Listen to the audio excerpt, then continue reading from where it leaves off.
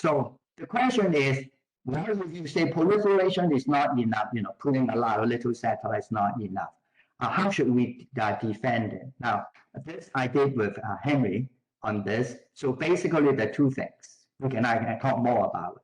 You got zones, I call the warning self-defense zones, to say, oh, if you pass the red line, then we can defend ourselves, and we can defend our satellites, or we can move you out. But the key point is, oh no, these are weapons. Then it will have misunderstanding and so forth.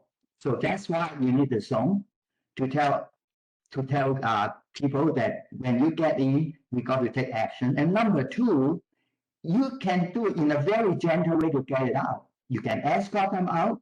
If you cannot do that, you can talk with them and move it outside the zone and then release them. Okay? So you won't generate space debris. Well, that's the last thing that you want to do. So the question is not so much of weapon or non-weapon in terms of defense. The key thing is you want to do it in such a way that you can accommodate misunderstanding and so forth. And I think this is quite stable. So that's one thing. The other thing is, it is silly to just make your system cheap so that other people can attack you. Sometimes you cannot make it too cheap. The second point is, why couldn't you do something so important? Why don't you just wear a belt and suspender to do both? Besides, these bodyguard satellites are not that expensive. So do both. And you say, you're talking about nuclear war. So suddenly it's worth it. So my estimate is it's about maybe $2 billion to make this little bodyguard satellite. It will do a lot. So we can talk more about it. Okay? So now it comes one question. You always try to take advantage of what we have done. We say, okay, we have MEVs. We did it 2 years ago. So let's see whether we can, if they can do commercial services. Maybe they can also be turned into bodyguards. Hey, to protect our satellite. We already have it. So let's try to look at the possibility and look at how silly we have been.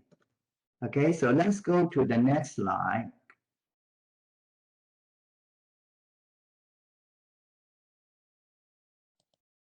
Okay, now before Brooke turns on the slide, I just want to make one comment.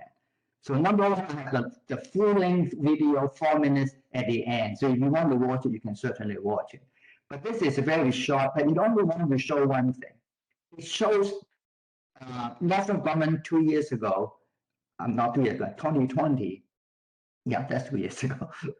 So when they do the NEV1, which is the mission extension vehicle, so that's the one they do it for commercial purpose. They dock it with the Intelsat 901. So this short video shows you how the two together, connect with each other, and then it moves the Intelsat to a different orbit. That means they can move it to somewhere else.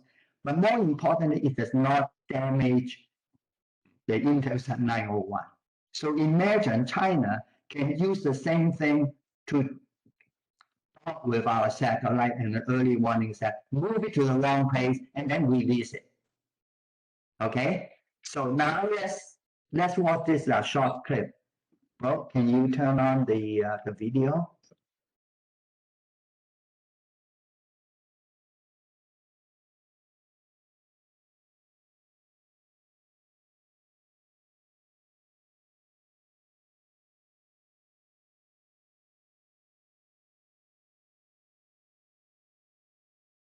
Now, this is the important part, that the MEV is approaching the Intelsat 901 and trying to dock with it. Okay, you just stick the thing into the exhaust thing, and that's it. And then you just move it somewhere else.